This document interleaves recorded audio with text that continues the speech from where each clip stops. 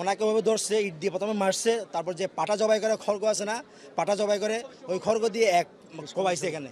ওরা যে সত্যাযজ্ঞ চালিয়েছে আজকে আদালতের মতো সংবেদনশীল এরিয়ায়, ওরা ধর্মীয় দোহাই দিয়ে আর চলা যাবে না। এখানে যারা সন্ত্রাসী তাদের কোনো ধর্ম নাই, আমরা তাদেরকে সন্ত্রাসী হিসেবে চিহ্নিত করছি। হিন্দু ধর্মের একজন নেতাকে নিয়ে আসছে, এটা আইনের বিষয়, আইন দেখবে। আমরা যারা সাধারণ আইনজীবী ছিলাম, আমরা নীরব ছিলাম, আমরা ওনার জামিনের কোনো বিরোধিতা করি নাই। হিন্দুরা উচ্ছৃঙ্খল করেছেন, ওনার সনাতনীরা বা ইসকন যাই হোক, ওনারা আদালত অঙ্গন অবরোধ করেছেন, এখানে আমাদের কোনো মাথা ব্যথা ছিল না।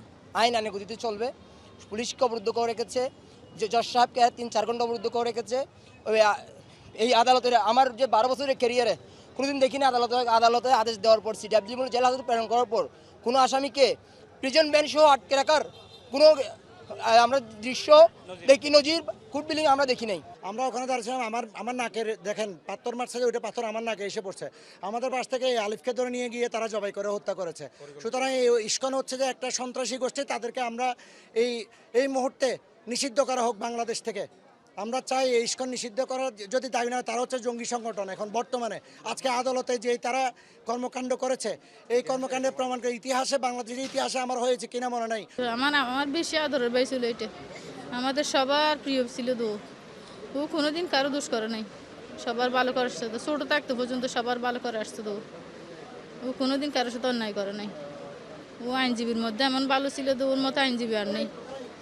ও সবার ভালো চাইছে, কারো থেকে টাকাও নেয় নাই। ও বেশি দোয়া করছে ও সবাই ওকে।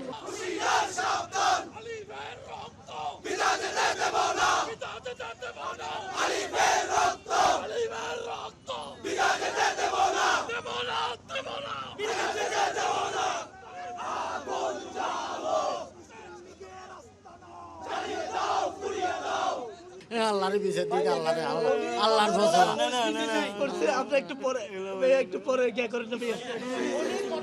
দুর্ভাগ্যজনক, আজকে কোনো পুলিশ কোর্ট বিলিং প্রিমিসেসে ছিল না। আজকে তারা কোর্ট বিলিংয়ে না থাকা, পুলিশ না থাকার কারণে ইসকনের এই সন্ত্রাসীরা এই কর্মকাণ্ড করেছেন।